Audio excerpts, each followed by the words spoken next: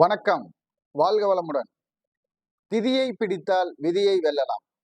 அப்போ இந்த திதியை பிடித்தால் விதியை வெல்லலாம்னா நம்ம எப்படி அப்படின்னு கேட்டீங்கன்னா, ஒரு திதிக்கு ஒரு திதி நல்லது செய்யும். அந்த திதியில வர நாட்களை நாம் கண்டுபிடித்து வைக்க வேண்டும்.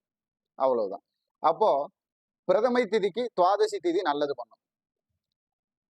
அதே மாதிரி அமாவாசை திதிக்கும் பௌர்ணமி திதிக்கும் எல்லா திதிகளையும் பிறந்தவர்களும் அவர்களுடைய நல்ல காரியங்களை எப்படி செய்ய வேண்டுமோ அதை அனுசரித்து செய்தால் வெற்றி பெறலாம்.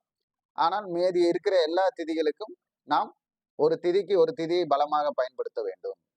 அப்படி ஒரு திதிக்கு ஒரு திதி பலம் அப்படின்னு கேட்டீங்கன்னா, இப்ப பொதுவா பிரதமை திதின்னு எடுத்துக்கிட்டீங்க, பிரதமை திதிக்கு துவாதசி திதி பலம் தரும்.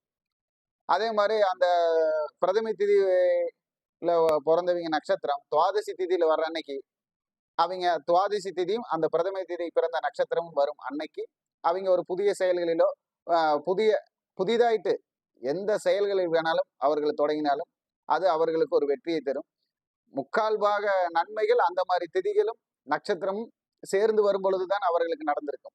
அதை அவர்கள் அனுபவமாக இனி பார்த்தால் உணர முடியும். அதே போல் நமக்கு ஒவ்வொரு திதிகளுக்கும் ஒவ்வொரு மாதங்களும் நன்மை செய்யும். அப்போ இந்த துவாதசி திதிக்கும் பிரதமை திதிக்கும் நன்மை செய்யும் மாசம் எதுன்னு எடுத்துக்கிட்டீங்கன்னா ஐப்பசி மாசமும் வைகாசி மாசம், இந்த 2 மாசமும் அவங்களுக்கு நன்மையை செய்யும். இந்த நன்மைகளில் நடக்கும் பொழுது திதிசூன்யமோ இல்ல யோகி அவயோகி வந்து எந்த ஒரு கிரக சம்பந்தப்பட்ட விஷயங்களும் நம்மை பாதிக்காது. அதுதான் திதியை பிடித்தால் விதியை வெல்லலாம். அப்ப இந்த திதியை பிடித்து விதியை வெல்ல நாம இந்த மாதிரி வழிபாட்டு முறைகளை செய்யணும். அப்படின்னா துவாதசி திதியில பிறந்தவங்க பிரதம திதியில அவங்க நட்சத்திரம் வரும்பொழுது அந்த பிரதம திதியும் அவங்க நட்சத்திரமும் சேர்ந்து வரும்பொழுது துவாதசி திதியில் உள்ளவங்க ஒரு பரிகாரம் கோவிலுக்கு போய் சென்று செய்தால் அது முழு பலன் தரும். புதிய புதிய தொழில்கள் தொடங்கினால் அது ஒரு வெற்றியான பாதைக்கு போகும். அதே போல திருமண தடைகள் அவங்க புதிய முயற்சி பண்ணா அது நடக்கும். ஒரு கடன் வாங்குறதுக்காக பேங்க்ல லோனுக்கு அப்ளை பண்ணியிருந்தா அது நடக்கும். அதாவது இந்த மாதிரி நல்ல விஷயங்கள் எல்லாம் நடக்கக்கூடிய சிறப்பான அமைப்பா அந்த திதியை பயன்படுத்தும் போது அவங்க விதியில் கொஞ்சம் மாற்றம் வரும். அப்போ அந்த வெற்றியை நாம தற்காத்துக்கிறதுக்காக மீண்டும் நம்ம ஜாதக பிரகாரம் இருக்கிற செயல்பாட்டை எல்லாம் செஞ்சு முன்னுக்கு வரலாம். அது ஒரு வசம்.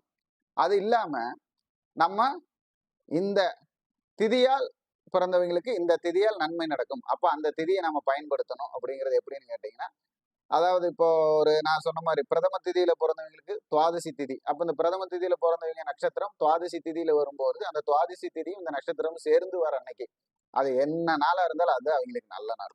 அந்த நாள்ல அவங்க வெற்றியை தேட முடியும்.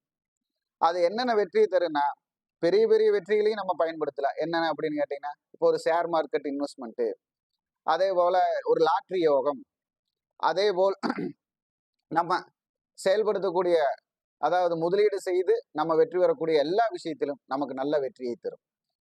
இதை முயற்சி பண்ணும் போது உணர்வு பூர்வமாக உணர முடியும், அனுபவபூர்வமாக அனுபவிக்கவும் முடியும். மீதி நமக்கு வரக்கூடிய எல்லா பிரச்சனைகளும் சில வழிபாட்டு முறைகளிலும் பரிகார முறைகளிலும் நம்ம ஜாதக பிரகாரம் நல்லது செய்து அதை எடுக்க முடியும். அப்போ இந்த வீடியோ பிடிச்சிருந்தா லைக் பண்ணுங்க, ஷேர் பண்ணுங்க, கமெண்ட் பண்ணுங்க. இது மாதிரி ஒவ்வொரு திதிகளுக்கும் ஒவ்வொரு திதி நன்மை செய்யும். அது அடுத்த பதிவுல உங்களுக்கு வீடியோவா போடுறேன். எல்லா திதிகளுக்கும் பாருங்க.